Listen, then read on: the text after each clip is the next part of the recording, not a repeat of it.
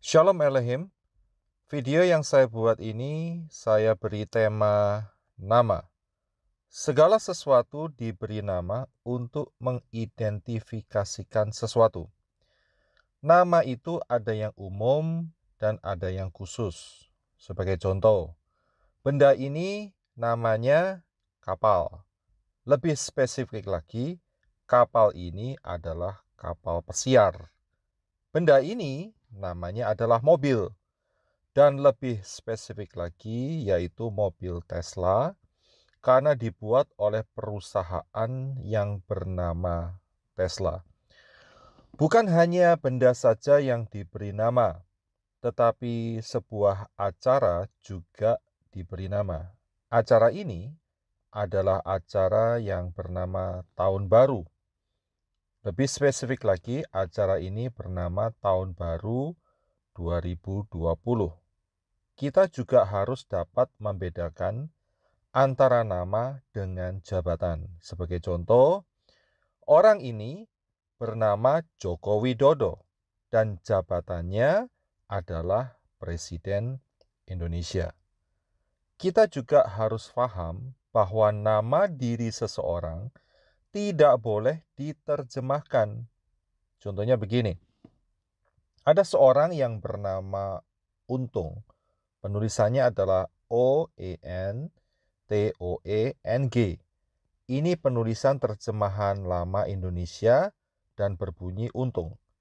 Dia tinggal di Jawa Timur. Kemudian orang yang bernama Untung ini berlibur ke Kanada.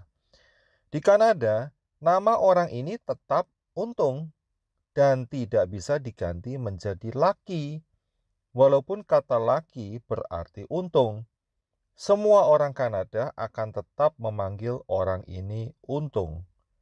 Dari contoh ini kita dapat menyimpulkan bahwa nama itu bukan bahasa, walaupun nama itu didapat dari bahasa setempat. Bahasa dapat diterjemahkan, tetapi nama tetaplah nama. Kita kembali sebentar kepada contoh yang di atas. Sebelum si Untung dapat pergi ke Kanada, dia terlebih dahulu harus memiliki paspor. Pada saat mengisi formulir, dia dengan tepat menuliskan namanya Oentoeng di kolom nama aplikasi paspor. Tetapi pada saat paspornya sudah jadi, dia melihat namanya di paspor tertulis Untung, Untung. Apakah orang ini senang dengan hal itu? Tentu saja tidak. Karena tidak sesuai dengan identitasnya yang tertulis Oentoeng. Dan ini masalah besar. Pihak pemerintah yang mengeluarkan paspor harus menulis dengan benar nama seseorang. Kalau kita sudah paham akan hal ini, maka dengan mudah kita dapat mengetahui siapakah nama sesembahan kita sebagai umat Nasrani. Karena kitab suci menuliskan dalam kitab Shemot atau kitab Keluaran, Pasal 3 ayat 15, terjemahan Indonesian Translation, Literal Translation ILT, Indonesian Literal Translation yang ketiga, yang berbunyi demikian. Dan Elohim berfirman lagi kepada Musa, katakan demikian kepada Bani Yisrael atau Israel, Yahweh Elohim leluhurmu, Elohim Abraham, Elohim Yisak, dan Elohim Yakov telah mengutus aku kepadamu. Itulah namaku untuk selama-lamanya, dan itulah pengingat bagiku turun-temurun. Dalam terjemahan Lembaga Alkitab Indonesia ada kata Allah Abraham, Allah Ishak, dan Allah Yakub. Dalam hal ini saya tidak menggunakan kata Allah, karena kata Allah adalah nama sesembahan kaum muslim. Di video yang lain akan saya jelaskan hal ini. Di dalam kitab Yesayahu atau kitab Yesaya pasal 42 ayat 8a, terjemahan ILT berbunyi demikian.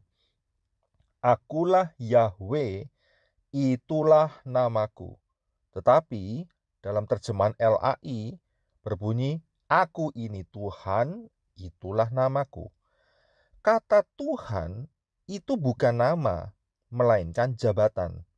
Satan tahu nama ini, karena itu dia berusaha untuk menghilangkan nama ini dari kitab suci dengan mengganti menjadi Tuhan, Allah, Lord, dan sebagainya.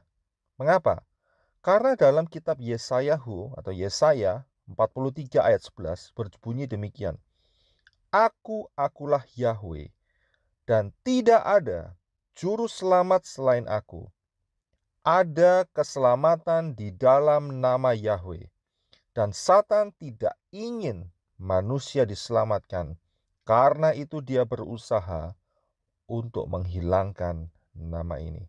Silakan share video ini untuk menjadi berkat, dan jangan lupa subscribe dan like. Bapa Yahweh di dalam Yeshua HaMashiach dan Ruach HaKodes memberkati saudara sekalian.